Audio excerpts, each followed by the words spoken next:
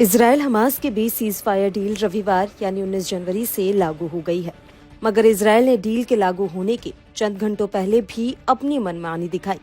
Israeli बलों ने Gaza पर कहर बरपाना बंद नहीं किया। आईडीएफ ने गाजा में जबरदस्त हवाई हमले कर दिए। इजराइल के हमले से गाजा में 10 से ज्यादा लोगों की मौत हो गई।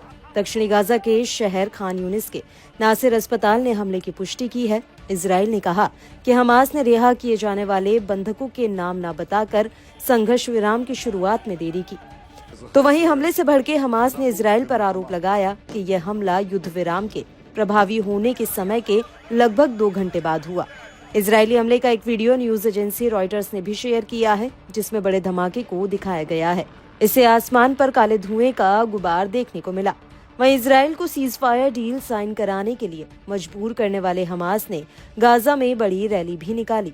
हमास लड़ाकों ने गाजा की बस्तियों में रहने वाले फिलिस्तीनी लोगों के इलाकों से अपना काफिला गुजारा।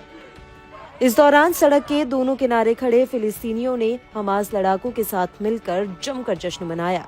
लड़ाकों ने गाजा के डेर अल बलाह की सड़कों पर फिलिस्तीनियों की भीड़ के बीच से गुजरते हुए इजराइल के खिलाफ नारे भी लगाए।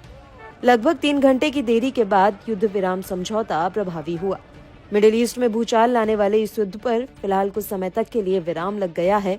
सीज फायर के बाद बैकफुट पर आए इजराइल को एक और झटका तब लगा जब दिग्गज नेता इतमार बेन ग्विर ने सरकार से इस्तीफा दे दिया।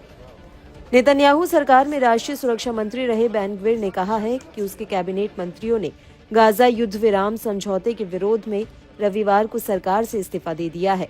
ऐसे में बेन ग्विर के जाने से नेतन्याहू की गठबंधन सरकार के डगमगाने का खतरा बढ़ चुका है।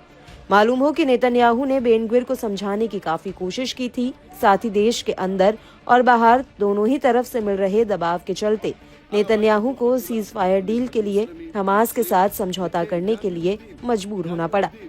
इस बीच बता दें कि हमास ने सीज फायर डील लागू होने के 3 दिन में इजरायली बंधकों को छोड़ने का फैसला किया है। तीनों महिला बंधक हैं। एक 28 साल की एमिली दमारी, 31 साल की डोरोन स्ट्रीनब्रेचर और 24 वर्षीय रोमी गोनेन वापस लौट सकेंगी। ऐसे में ये देखना काफी अहम रहेगा कि इजराइल हमास के बीच सीज फायर कब तक और किस तरह चलता है। दोनों पक्ष सीज फायर डील पर सही मायने में अमल लाते हैं या फिर इसमें किसी तरह की हेर फेर कर आम लोगों पर जुल्म ढाते हैं।